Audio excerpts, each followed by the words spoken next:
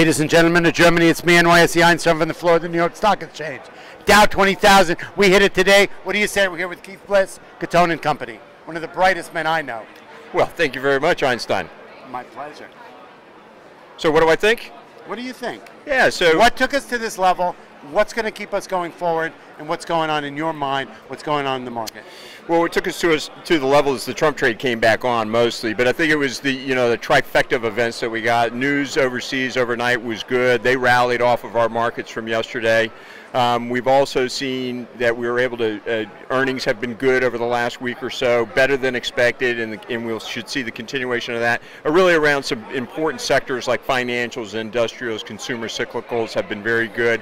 And the last thing is that the Trump trade is back on, and what really stalled us out back in December is we became what I call the Missouri trade, and the Missouri trade was the show me trade. German people don't know that, but Missouri's state slogan is they're the show me state. You got to prove everything to them, and that's what the market had become. They wanted the Trump policies to be proven to them. Okay, so the market's bearing out the fact that people are jumping into the infrastructure, the regulation, a lot of his promises may actually be coming true. Well, yeah, that's right. And what's happened in the first couple of days of true business in the presidency is what we've seen is that this president and his administration are going to move swiftly, decisively, and aggressively on the agenda items that he promised in his campaign. And while we've not seen too many economic decisions made either through executive order or other types of policy directives made outside of the Keystone XL pipeline, the Dakota pipeline, what the market thinks is that when we thought that tax reform and regulation reform and maybe something in infrastructure spending, maybe longer term, maybe not until 2018. We think we're going to get that in the first half of the year, and that's why the market's trading on it. You kind of figure maybe there was money on the sidelines waiting, fear that one of these headlines is going to drive the market down?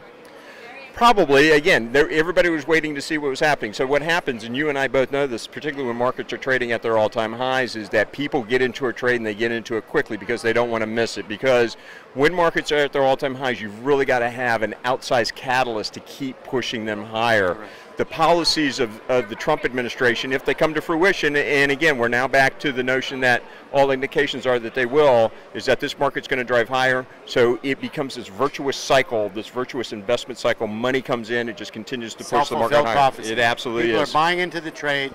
Pro-growth looks great. Well, that's right. And from a technical standpoint and a fundamental standpoint, there's really nothing to stand in the way of the market at this point in time. We're in uncharted territory on all the four major indexes, which means that we just have no overhead resistance to contend with. The last major index that I really want to see catch up to the others is the Russell 2000. We're almost back to its all-time closing high.